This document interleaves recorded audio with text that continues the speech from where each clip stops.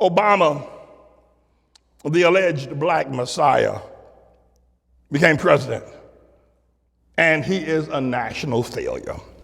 By anybody's estimation, he's a failure. A national, a cultural, and a racial failure. He's failed in all three categories. He's the do Negros no justice president. That's who he is. You know, when you compare Obama to Abraham Lincoln and his struggles in his 4 years and a brief few days as president of the United States of America, Abraham Lincoln, and you're comparing Obama now, who's the do nothing for the Negroes president.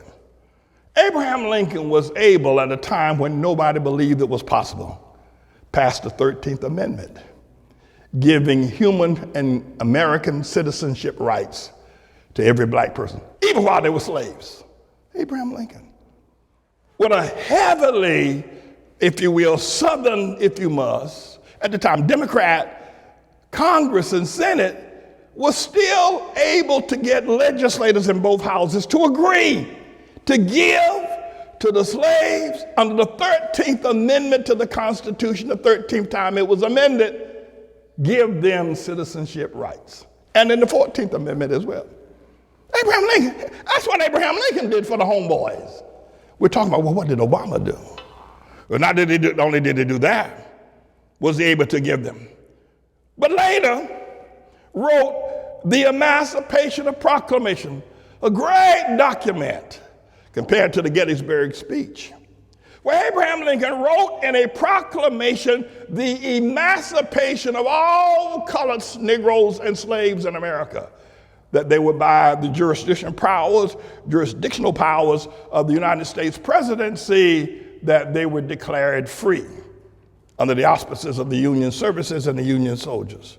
That Emancipation Proclamation, he wrote that. That's what he did for black folk. And not just that, but probably one of the most gripping decisions of any man, any president ever having to face.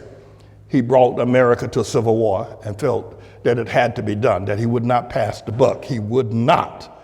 As painful as it was going to be, that brother would be fighting brother, that within America, there would be a civil war. There would be death across family lines. There would be death across state lines within the same context of people that were once one united people are now separated, and the battle lines were drawn and the cannons were fired. It's a tough decision to turn the cannons on your brothers in the South. But he did it because he did it for black folk, no matter what anybody else has to say. And he had to do it. The Civil War had come after 256 years after the first slave set foot on American shores in Jamestown. 256 years to the date when slavery ended. But that's how long that industry of slavery let's think about it for a second. It wasn't 20 years, it wasn't 30 years, 256 years.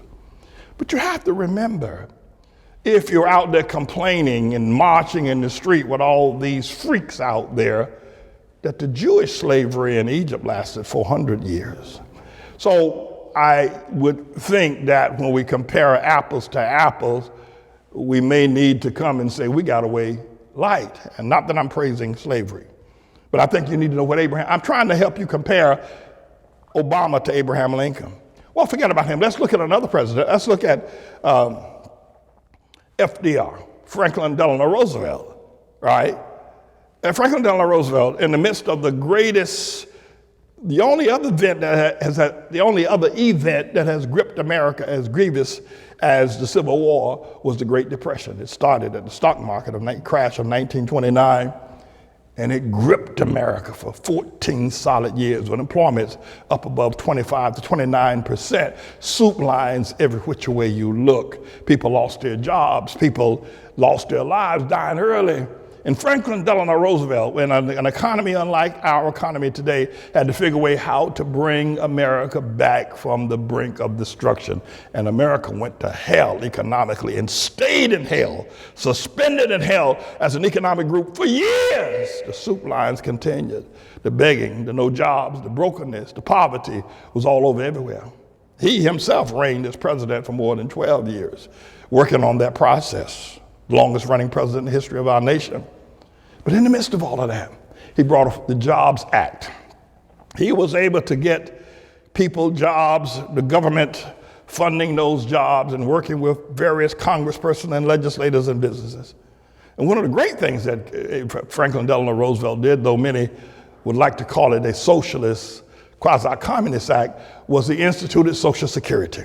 Looking ahead, Franklin Delano Roosevelt was able to look ahead, knowing that we are going to come out of this recession, this depression, and it took 16 years to do it, that we need to make sure that the government has now set up programs so that the institution of older people would always be protected by a Social Security program, that there'd be monies taken from salaries put into a savings that would be government orchestrated so that when persons were ready to retire, there'd be a benefit for them when they were too old to work. They couldn't get up, they were sick, that there would be something to put in Social Security Act, one of the greatest legislative acts that have ever been legislated, and so many people still benefit from the Social Security Act. Franklin Delano Roosevelt did that. Now we're trying to compare him, and I want you to think, well, what the hell did Obama do? That's what these people have done. But not just that. Franklin Delano Roosevelt defeated imperialism. You do know that Emperor Hirohito and Admiral Toyoto and others attacked America at Pearl Harbor and then went on to try to crush us as a nation.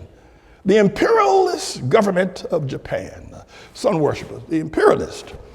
At the same time, the Axis of the Allied forces of Mussolini and Hitler were ravaging Europe.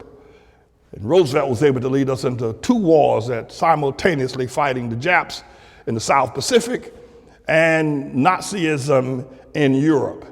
Fighting those two wars, able to bring America together and get Rosie the Riveter to make airplanes like you've never seen, tanks and tires and all kinds of ships. They were making ships every other month. They were selling out battleships and aircraft because under Roosevelt's leadership, he called America together and we became one mighty manufacturing force. While the men went off to fight, Rosie worked inside of the airplane factories and made the ships, the trucks, the tanks, and the Jeeps that Madre Wilson now drive. That's where the Jeep comes from.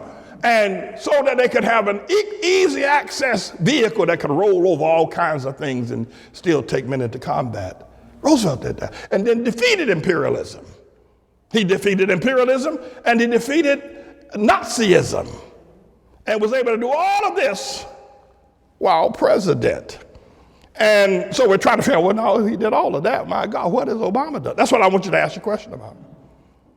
Eisenhower, General Eisenhower, had his headquarters in the Rock of Gibraltar, just off of the coast of Africa there, at the foot of Spain. Mother Seals, Mother Shekinah, right there is where Eisenhower commanded the Allied forces, came back and ran for president and won.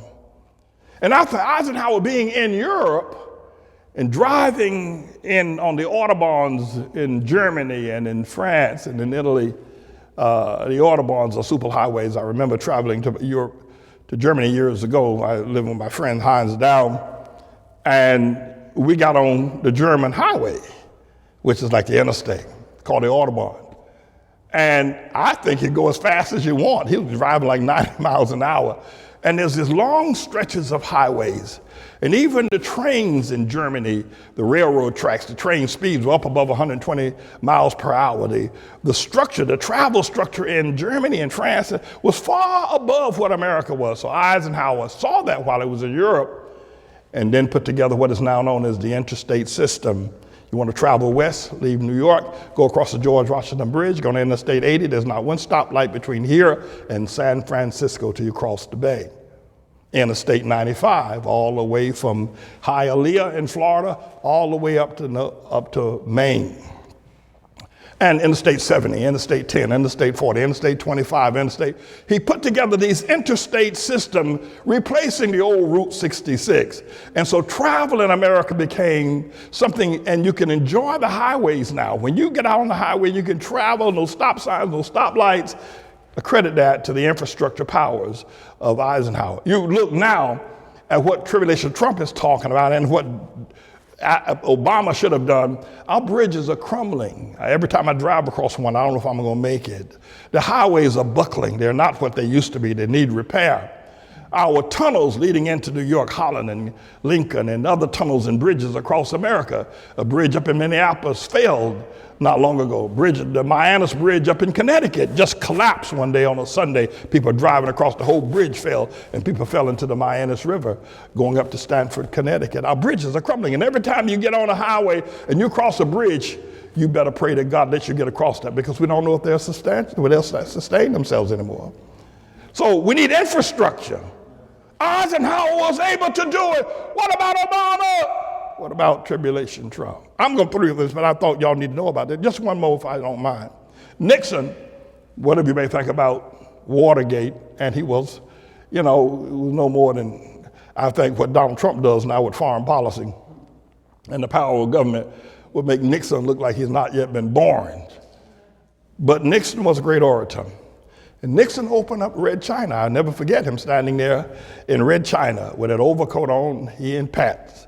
And they had opened the door relationship between China that had been closed since the Boxer Revolution in 1914. There was no interaction between China and America. And Nixon went over and knocked on the door and said, we want to be friends, we want to be trading partners. And as a result of that, I have been able to travel to China twice with students to be able to enjoy the Far East. Shirley Chisholm was the first black person to run for president. And she would look at Obama. Lord have mercy, what Shirley would say to him. She didn't give me any words, and probably she gave me, I don't know if you ever heard Shirley speak. Anybody know Shirley Chisholm? That woman did not bite her tongue. She's forward. I don't even know if I can say it up here. As rough as some of the things I say. Let me share one other thing with you when you compare these people to Obama, because I'm going somewhere, because they're out there marching and marching and marching and marching and marching. And white America gave you Obama. They gave you him. They gave you civil rights. They gave you Voting Rights Act. White America gave y'all nappy-head, flat-nosed people billionaires. Your pastors running around in private jets. Oprah Winfrey giving away $1 billion. Michael Jordan. Jay-Z. They've given you all of that. And you're still out there bitching and moaning, talking about we shall overcome. Obama. So when Mahatma Gandhi was instrumental in casting European, English, United Kingdom authority after 150 years of colonizing 1 billion people in India, he was able to throw it off and make them pack up and leave India. And when they left India, after the strength of Mahatma Gandhi, the Hindus and the Muslims who had marched alongside of Gandhi and fought and died alongside Gandhi started vying for power. Who was going to run the nation of 1 billion people? And the Hindus and the Muslims started killing one another and burning each other's homes and killing each other's children. And it was after Gandhi had won such a great battle. And when he did this, I don't know if it was in the city of Calcutta or New Delhi, but Gandhi took a house and made a national statement that he was not going to eat nor drink until the fighting between the Muslims and the Hindus ended. And he started fasting, and it fasted for 40 days, and they were still fighting.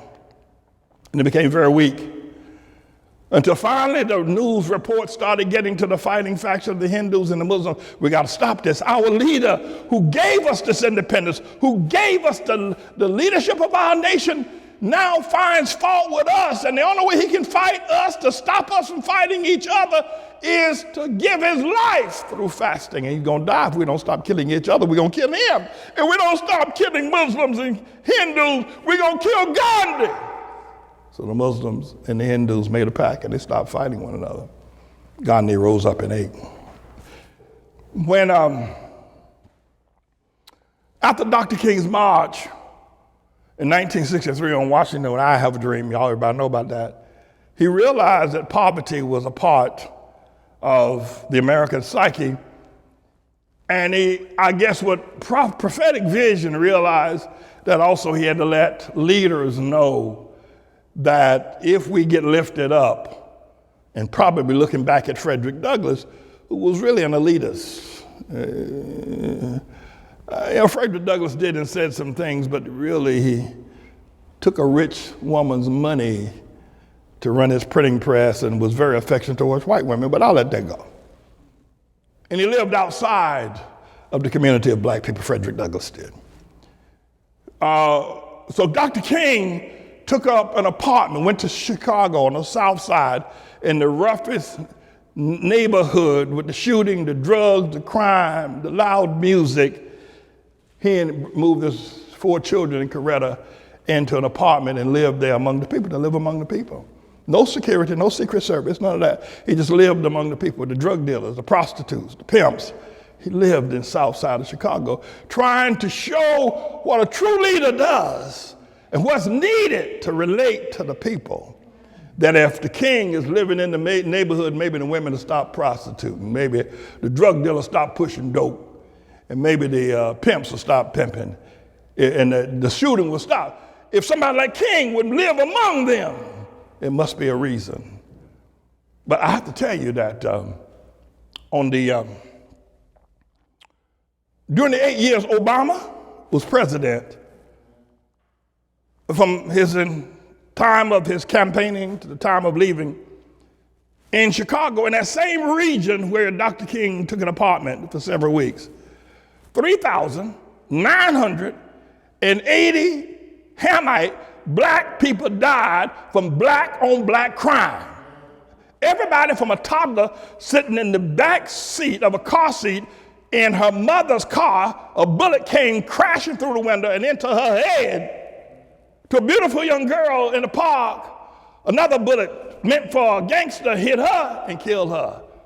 In addition to that, 3,978 other black people were killed. Now you have to think about, if that many black people were killed in a period of 8 years, that rivaled the number of people that died in Iraq and Iran, how many people that are left alive that killed 3,980 people? Where are the killers? Where are they? Have they been brought to justice? Where are they? Where are they?